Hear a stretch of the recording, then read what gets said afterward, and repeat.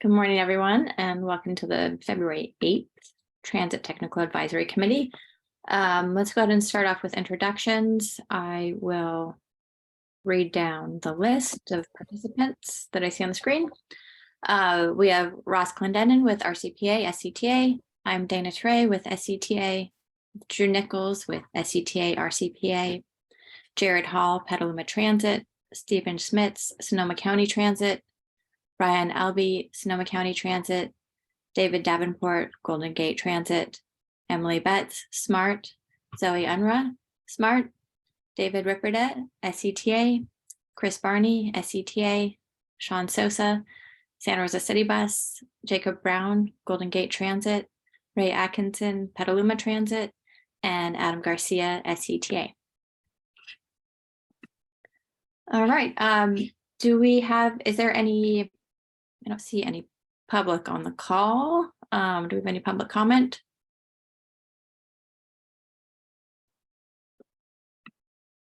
All right, seeing none, let's move to item number 3, which is approval of the meeting notes from January 11th. Does anyone have any comments or corrections on the notes?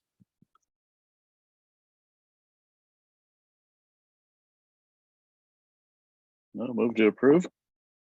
Second. Great. Thank you. And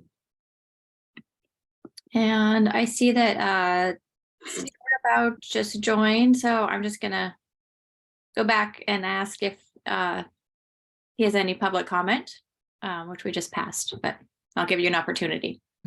No, thanks. All right, so that passes, and we'll move to item number 4, which is the Brown Act update.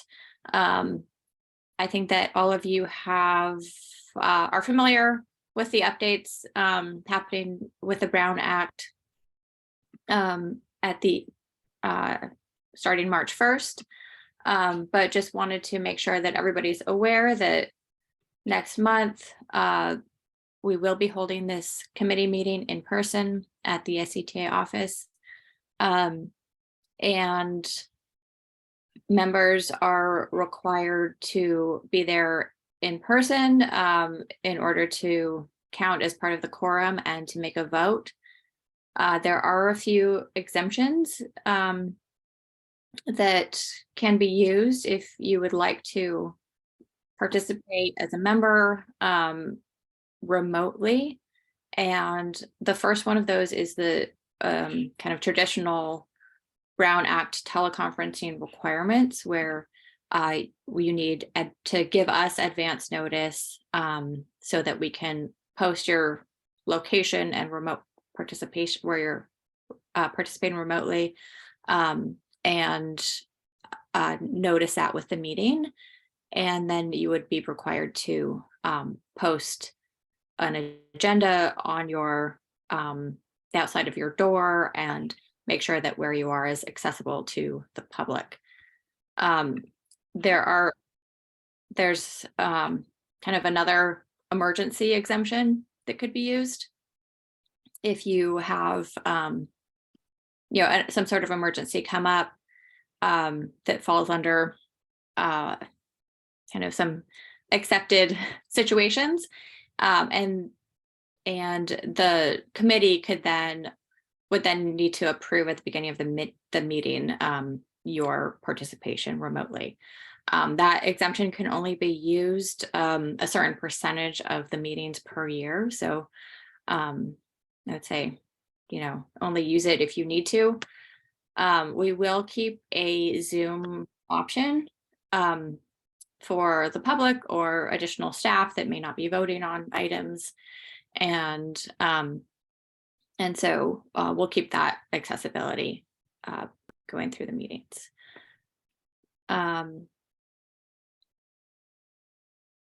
Is there anything that I missed, Drew, Chris, on that? Okay, great. No, I think you hit it all. Just that if you're planning on remoting in, just let me know as soon as possible on when that happens, just for its extra noticing requirements. And we don't we don't vote on items every meeting. Next month, we will have the full coordinated claim to vote on, so hopefully everyone can make it and we have a quorum there. Stephen. So the exemption, is that to call in? Or are you guys gonna have a hybrid Zoom meeting of some sort? Yeah, so we will keep Zoom. We will keep a Zoom link. So yes, you can use a Zoom link for the remote option. So we'll have that. Our conference room is set up with cameras and screens. So Okay. the people in the room will be sort of small to the people on the screen, but we'll be visible and audible, and we'll be able to see anybody participating via Zoom on the big screen. Oh, Dana, did you add new hardware to that meeting room? Yes, we did. Okay. Awesome. You added new hardware to your conference rooms. Is that what you said? Yes. Okay. And maybe Drew could speak to that a little more. Yeah, both the conference and the boardroom, for those who remember the SCTA office layout, I'm thinking of having our meetings in our boardroom. Cameras are better, the mics are better. You're a little muffled, Drew. Can you speak Yeah. a little closer? I can't hear you, Drew. You're not the first to say that. That's better. I think you're just a little far away from the mic. Lean in. Time to buy a mic. No, I'm thinking about having these meetings in our boardroom, for those who remember, because the hardware that we have in the boardroom is much better for video and audio capabilities versus in the conference room. We did have our board meeting on Monday hybrid, so that was a fun experience, and I have that video on YouTube if you're curious of how that looks. Yeah, it'll be good. Okay, I'll say, Drew, my hat's off to you for coordinating that. My wife has to do something similar for her job, and it's very difficult to manage a hybrid meeting. I mean, you and Dana both, but it sounds like it's a 2-person minimum job, based on what she's told me. I do have a question, just officially, since we're being officially official. It's been a while. Who is considered a member of T-TAC? Like, is it one representative per agency? And so, like, for Golden Gate, that would be me, and Jacob is just additional staff. Is that how it's officially set up? Yeah, that's a great question. And I think for other committees, we've sent around some sort of official roster. We can do that with this committee as well, just to make sure we know who the primary voting member is, and then any additional staff members that could act as alternates. I think this is sort of a small enough group. We might be able to say, if there's 3 of you from one agency, we could let the 3 of you decide who's voting. And, you know, if there's only, yeah, so I think that we could probably figure that out, but we could also send around a roster just to confirm. Would you like me to share that roster, Dana? I have it up. Okay, yeah, that'd be great. Might as well. Yeah, so this is the roster that I've kept. I've put white over the emails. This is a public meeting, and I don't want your email addresses out, but here's who I have as our primary and alternate members. Let me know if there's anyone else I should add to this list from your agency.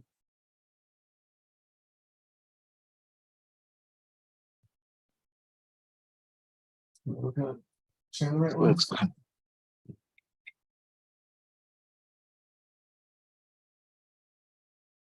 This also won't be the last chance if you want to add somebody. Just feel free to get in touch with us.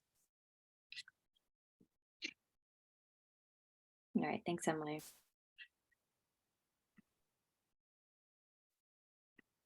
All right, any other questions or comments on the Brown Act update? Just once again, thank you for the hard work. I know we're dusting off the cobwebs here at Golden Gate for all of our committee meetings too, and it's been 3 years since we've had one in person. So it's, you know, we were just down at the facility where we hold most of our meetings, and they've changed the locks since we were there last time, so they had to give us a new key. So you know, fun times. Yeah, definitely be an adjustment. All right, under regional funding, I got a request to move the items around a little bit, so I'm gonna push off the draft TDA coordinated claim to the end of the list. Oh, actually, Rachel's joining just on time. Look at that. Okay. So we'll go ahead and go in order then. So the first item under regional funding is the draft TDA coordinated claim for fiscal year 23-24. This draft was actually done before MTC's fund estimate came out, but it was used for the fund estimate. So the attachment A to the TDA coordinated claim is the preliminary draft that we send to MTC to develop the percentages of distribution of the TDA funds in their fund estimate.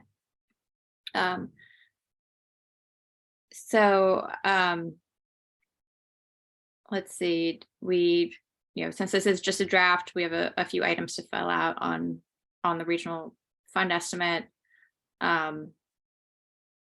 But this is just for your review. And we could take any questions or discussion items on this. The final draft TDA and STA coordinated claims will come to this committee next month.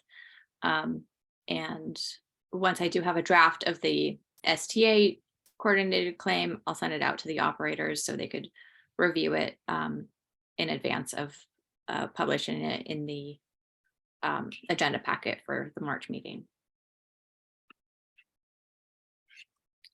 Right, and I can just add that the regional fund estimate will come out from MTC probably next week. And from that, then we'll add in the balances that carry over prior balances. We'll update the dates, and if there's any changes anybody has, I think we check in with Santa Rosa on the transit mall costs. That may change a bit. I'll talk to you, Rachel, about that. And then we wrap it up, and then the STA will be part of the regional fund estimate, which Dana mentioned that will get updated too. So it goes to this committee next month, and then it also goes to the PC or the TPCC for approval, and then to the SCTA board for approval in April. Correct. So and then we submit our claims. So if you have any questions, let us know, but this will come back next month with some more refinement.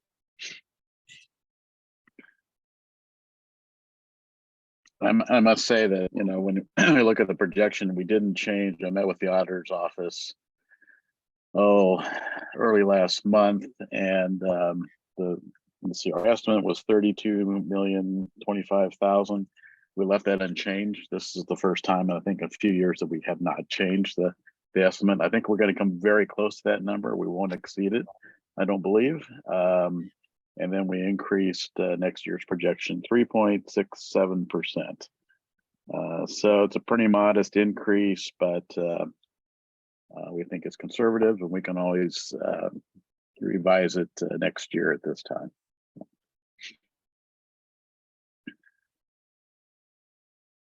Thanks, Brian. Are there any questions on the draft TDA claim at this juncture?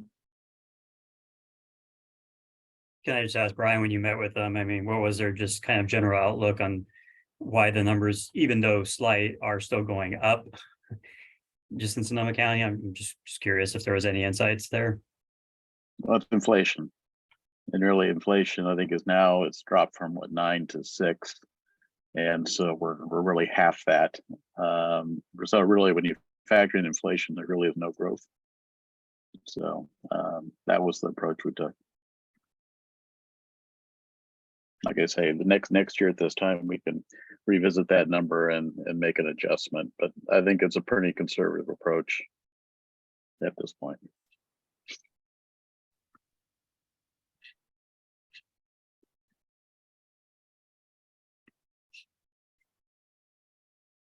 All right, so more to come on the coordinated claim next month.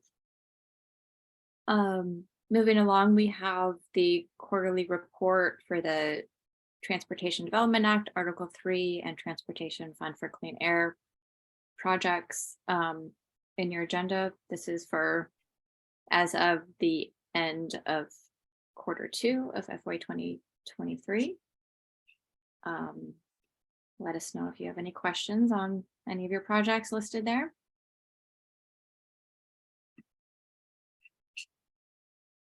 Can I just ask on the what's the project start deadline has a few gray out ones? Does that just mean that that date's passed? That's no. date, yes, that date's passed, and we've confirmed. Well, it's more that we've confirmed that the project has started. Okay. So yeah, if you have projects listed on there that have started and are not grayed out, you can let us know. We base that off of whether we've either received some documentation of a project starting or an invoice. Wasn't sure if it was like a middle between bad and something like that.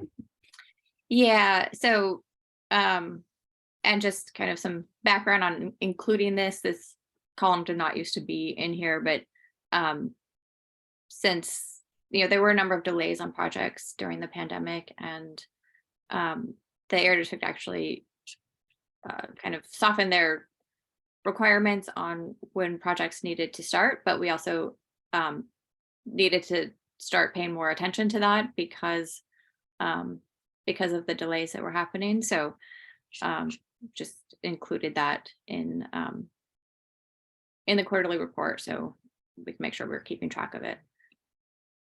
I did have a question on the last page, Measure M, local bus distribution ratios.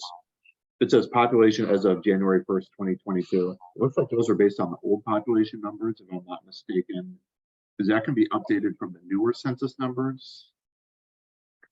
Okay, that's actually the next item, but we could definitely move on.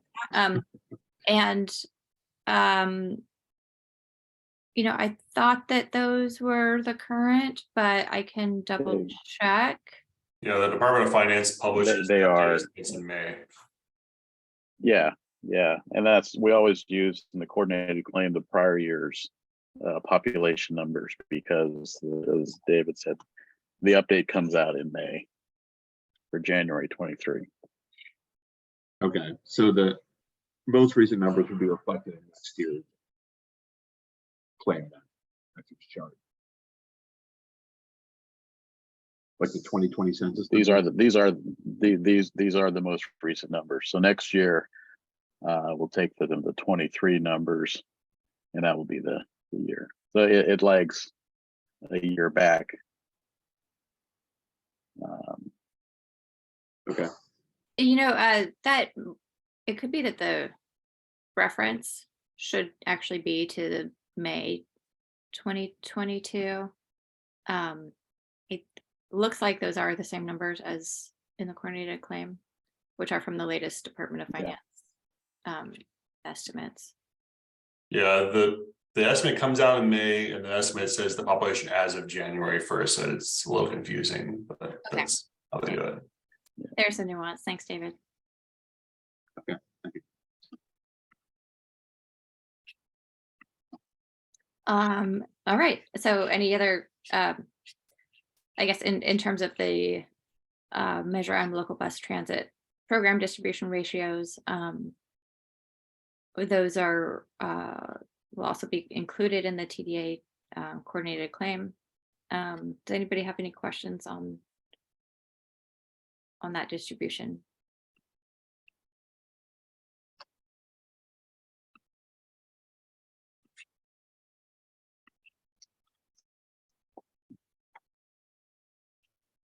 All right, then.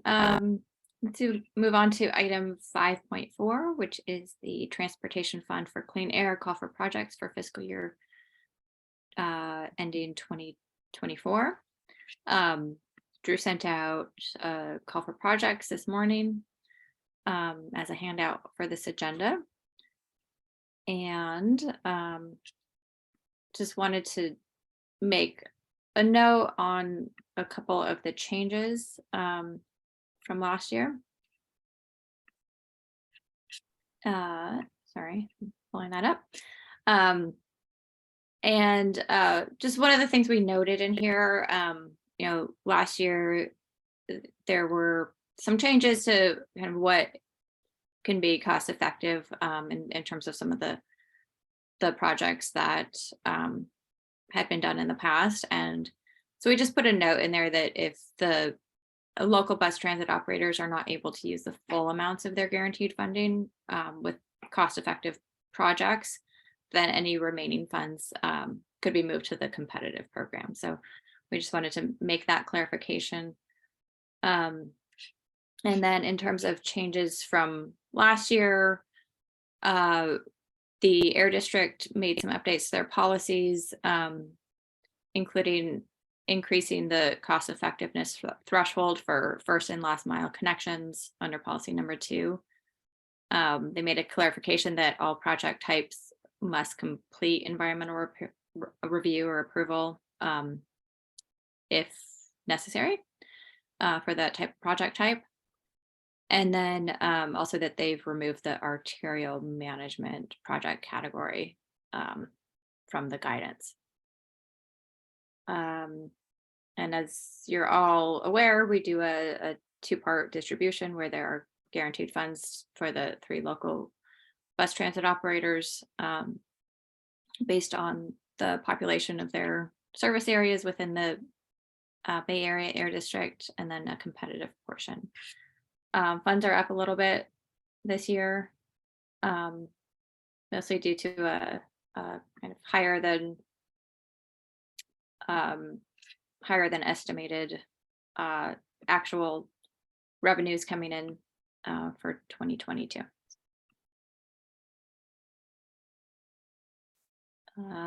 Let's see. What other details do we have here? Applications are due on March 20th to be sent via email to David. And with that, see if anybody has any questions.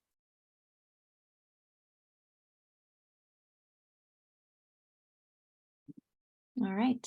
All the project forms are linked in the call for projects and are also available on our website. All right, then, let's see. Moving along to item number 6, transit integration updates. I'll provide a brief update for the group on the transit integration work we're doing with the 3 local bus operators. We put out, I think I talked at our last meeting about a request for proposals we had out to our on-call bench for transit service planning.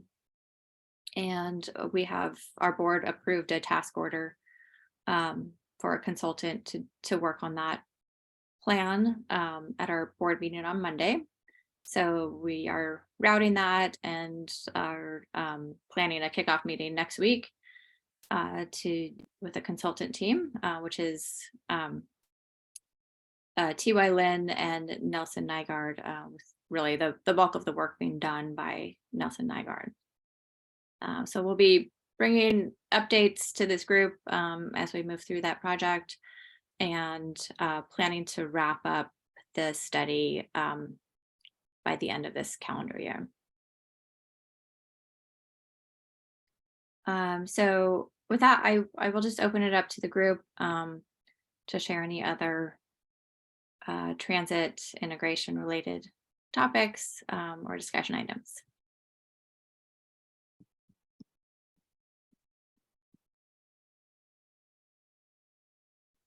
One quick item that a lot of us are working Several of the agencies here are talking about running free youth transit programs over the summer. And then some of them will continue on beyond the summer. But we've met last week, I think it was, to discuss coordination for that, the approach, the logistics of how people apply, did they show a pass or not, and kind of messaging. And so we have a second meeting that Emily helped to organize a couple weeks. Still figuring out the details, but people will see more info in the near term about that campaign and kind of the messaging in advance of that program rolling out over the summer. Emily, was there anything you wanted to add to that?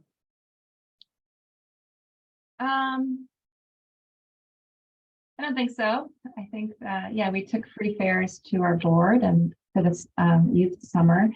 So yeah, we had one meeting to talk about getting on the same page, and we're going to have another meeting in a couple of weeks to discuss a shared marketing approach. And how we can create something that really encourages youth to get out and try all the different modes that are available in the North Bay this summer, sort of a coordinated offering, and then leads into the bus operators free fall program. So I know that Julia here in our office is really excited about some graphics that she's working on. So she's going to whip some stuff up for our next meeting so that we can all discuss. Yeah, and then several of the operators, at least Sonoma County, Petaluma Transit and Santa Rosa ran fare free on Rosa Parks Day / Transit Equity Day. I don't know if the other agencies did, but we had kind of a coordinating marketing approach for that. Thanks especially to Santa Rosa for their help with kind of the posters and the imagery that they created.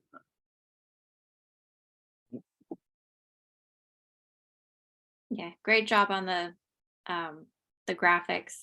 They look really good.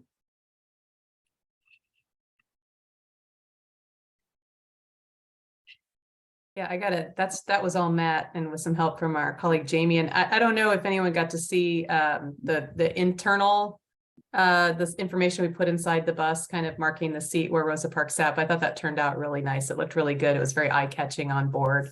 I can send a photo around, but yeah, it was a really nice joint effort. So thanks everyone.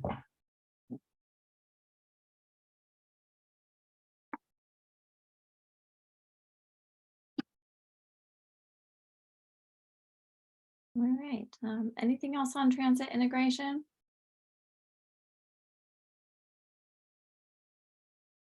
All right, then let's go ahead and move on to transit operator updates. And Sonoma County Transit, would you like to start? Sure. Well, our big news is on January 31st, the Board of Supervisors approved purchase of 10 Proterra all-electric buses. These will be our first 40-foot buses. We have 30-footers out now, and we have 3 30-footers and 3 35-footers on order that should be here sometime in the next few months.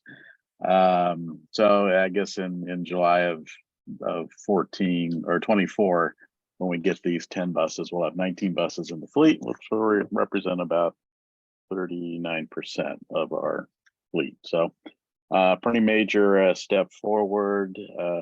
The TIRSIP funds really help with that.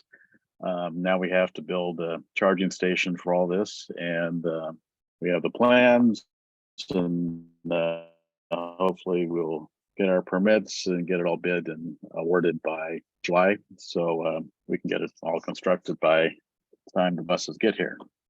That's the next thing. So Brian, out of curiosity, are you doing the PG&E EV fleet program? Are you going through that process? yeah, we did that. Okay. It took us 2 years to get to this point with PG&E. Wow. So start early, and we won't have additional capacity here till 24. So it's going to be a kind of a tight schedule. And Brian, you're talking about a charging facility at your current bus yard, right? Not Right. Correct.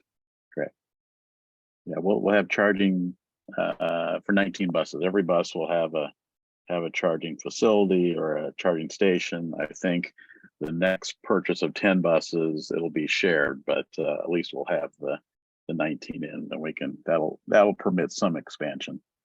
But probably the next 10 after that, we'll have to put in more chargers. Have you identified what type of charger you're using it? Yeah, we're purchasing the Proterra big charger that will feed 10 dispensers. We have a Helix for 3 35-foot BYDs, and then the AC chargers for the 30-foot BYDs. So we'll have 3 different types of chargers. We did put in our plans as a bid alternate right now anyway, a natural gas generator that will, I guess, charge 10 buses. It's $1 million option. It's very expensive. So that's why it's an option. They may come later. Of course, it's not going to get any cheaper later on, but we'll just have to see how all the bids come in, and if we can do it now or have to wait. And the chargers, you mentioned the Proterra ones, those are their own brand. Well, they rebrand them. They're another brand. Okay. Great. This order of 10 sub-brand, these are your first Proterras that you'll be ordering? Correct. Are you using like the state DGS contract with them, or are you just going, did you do a bid or use a different state contract? We went off the state purchasing contract. Yeah.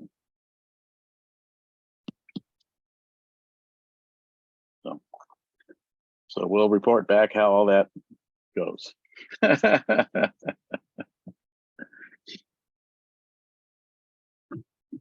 Thanks, Brian. Anything else, Steve? The only other thing that we've got is a minor schedule change coming up effective on Sunday, March 12th. Correct. All right, thanks. All right, Petaluma Transit, would you like to give an update? Yeah, thank you. So on the electrification side for us, we had our PG&E walkthrough about 2 weeks ago. And so we're starting that process. We submitted the initial documents to them about 2 months ago. So we're waiting the preliminary design from them. Kind of similar to what you said, Brian. We've heard kind of the horror stories of how long the whole process takes. Kind of interestingly, I don't know if we said similar to you. They pretty much said they don't have any capacity for us to charge from 9 p.m. They only have capacity for us to charge from 9 p.m. to 6 a.m. And pretty much any other time throughout the day from 7 a.m. to 8 p.m. They're saying they don't have capacity. And it would take 2 to 3 years for them to add it. I don't know how much of that's accurate. I take them somewhat at their word, but it seems that when you hear agencies talk about they don't have capacity, it was instant to see that play out kind of firsthand, and how they very much try to push you towards charging off peak, which we generally want to do for the lower rates, but they're pretty much saying you have to do it because that's the only time we have the capacity. So that was kind of interesting to see what it's worth. We have the same restrictions, so it's not just you. Okay. That's the case. I suspect probably the city does too.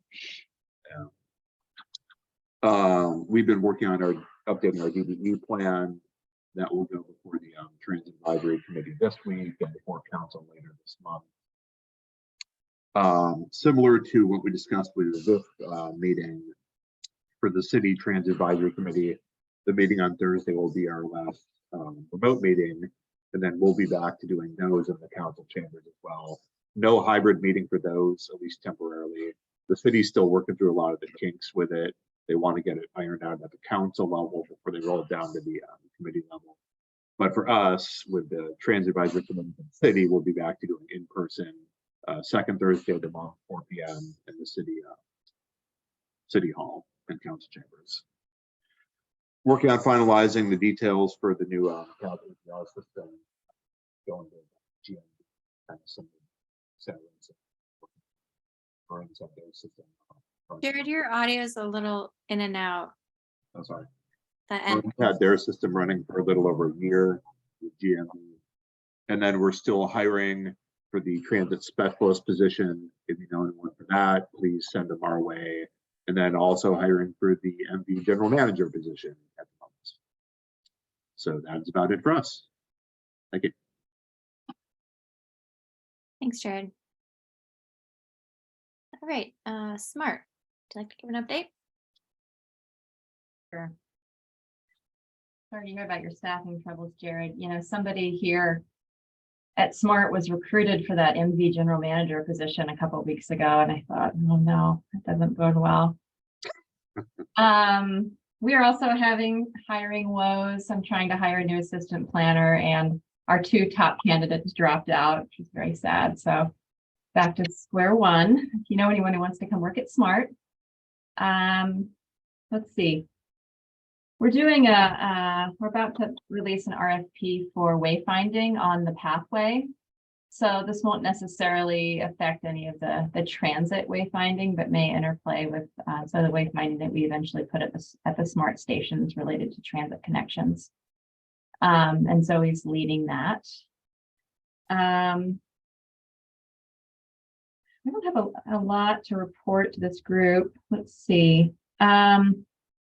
I wanted to mention we're doing this February campaign in partnership with some of the breweries in both counties, but specifically the, I don't know if they're the Sonoma County Brewers Association, something like that, is funding a shuttle that's connecting to the Smart train every Saturday in February. And it meets the train and then does a loop of different breweries. So if you like transit and beer, you might want to check it out. Okay. And I think, yeah, you know, ridership is stable. It really dropped the first half of January, but has picked back up now that the rain has stopped. So that's all I have. Thanks, Emily. All right, Golden Gate Transit. Good morning. So our board of directors approved a public process for our next 5-year fare program. And so we are going to have 2 online public meetings and then a public hearing, which will be also online later this month. So we'll have a lunchtime session on the 16th and an evening session on the 21st. And then we'll have an official public hearing online the morning of the 23rd.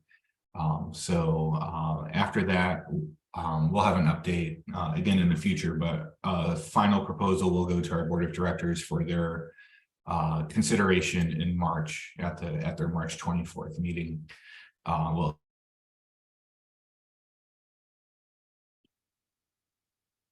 We lost him.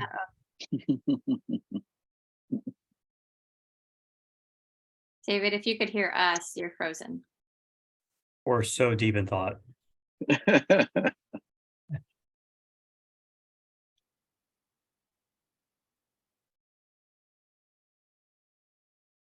right.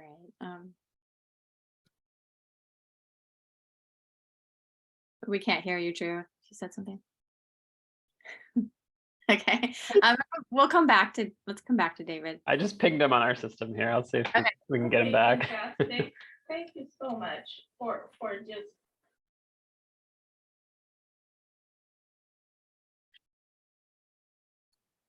all right, why don't we go ahead and hear from City Bus and then we'll circle back to Golden Gate. Sure. Well, our battery electric buses are finally in service, and Brian and Stephen will be happy to hear they're doing really well. Got a couple things to follow up on, not surprisingly, but Proterra has been great being responsive to dealing with those items, but they're out in service every day, which is fantastic. We'll have 5 more Proterra buses on order this week for delivery, late 23 or early 24. We also have a minor schedule change planned for March, and it'll be very little change in terms of the public facing schedule. It's primarily to add some cycle time to address an on-time performance issue on one of our heavy routes. But the good news is we're adding service again. So that feels like a milestone, even though it's a modest increase, just putting 1 more bus out a day. We certainly weren't in a position to do that 6 months ago. So So that's good news. And Matt just sent me some ridership information. I think the days of the 35% year-over-year increase are over, but we're still running about a 10% year-over-year ridership increase, at the halfway point of the fiscal year. So that's great news, and we're happy about that. And hopefully that will continue to tick up as we're able to start restoring more service. Sean, do you have anything else from us? Right, thank you. And David, you froze during the middle of Yeah, the update. Do you I'm wanna back. Continue. Can you hear me? Yes. Apparently my work computer freezes whenever the internet goes down. So I'm on my cell phone on mobile data. So you'll just hear my voice only. So I don't know where I got cut off, but we're going to have 3 online public meetings this month for our fair program proposal. And then our board will take action at the end of next month on a final plan that would be implemented July 1st. Beyond that, there's been a couple of staffing changes on our ferry side. I know we don't run ferry service to Sonoma County, but I'll just say anyway that we have a new director of ferry operations. Some of you might have met Chris Bearden. I actually don't really know much about him yet, but I'm sure I'll have the opportunity to work with him soon. And also our deputy general manager of the ferry division retired at the end of December. And so that position is currently being recruited for. And in the meantime, our general manager is doing double duty over there. But our bus stuff is still the same. And speaking of bus service, we will have a minor service change at the beginning of March, or well, the second Sunday of March. We'll have some travel time adjustments for our service in Sonoma County and some minor route changes in Southern Marin. So that won't really affect anyone here. And ridership was very low over the winter holidays and through the wet weather. We've actually had some connectivity issues with our Clipper devices that are currently in the process of being resolved. So I don't have a ridership update for you yet because that all seemed to be, I don't know, sounds like it was knocked out maybe because of all of the rain that we had down at. Then there's some issues that the AT&T lines that we have seem to be really sensitive down in Marin. So hopefully I'll have an update for you next month on that. And that's probably the main stuff from me. All right, thanks, David. Mhm. Did I miss anyone for updates? Okay. All right, so the next item on the agenda is other business comments and announcements. I'd like to take a moment to introduce 2 new staff that we have on our planning team that joined just after we did introduction. So Adam Garcia, who I believe you actually was on this meeting last month, is our new data analyst.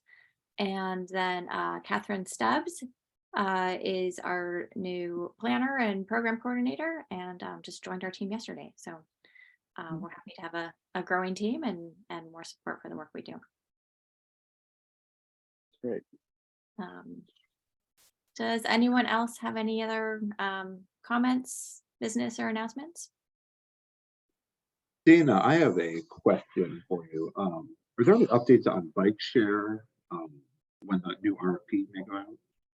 Yeah, so we are getting very close and with a goal to get it out toward the end of this month. So the draft is getting near to complete and it needs to get to we need to send it to MTC for review just to make sure they're good with all the changes that we've made and then legal review. So it's just a bit of a process. It will probably take a few more weeks, but we do have it getting ready to go out again.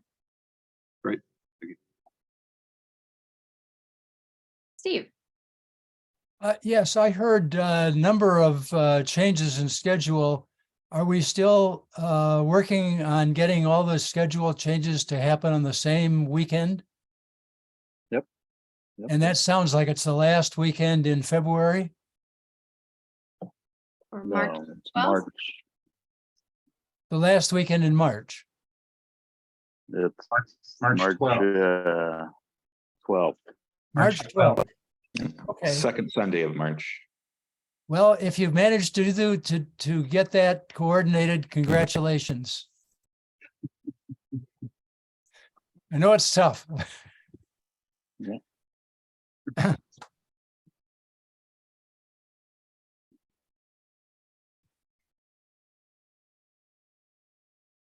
All right. Anything else? Just to note, for those of you that we're partnering with on our Treasure grant application, I did send you the draft late yesterday. I already got comments back from Rob Sprinkle on the bike ped portions of the project, but if you have a chance over the next day or two to give me any quick comments you have, I'd really appreciate it. We're submitting the grant to CalSTA on Friday at 5 and looks pretty good. I just have a few more attachments to take care of, but our board approved submitting the grant on Monday at their board meeting and requesting a very high dollar amount. So we'll see what we get from CalSTA. Thanks for all your hard work, David. Yeah. Yeah. Great. Thank you all. We look forward to seeing you in person next month. So, and probably online in between. So Thank you. have a good day.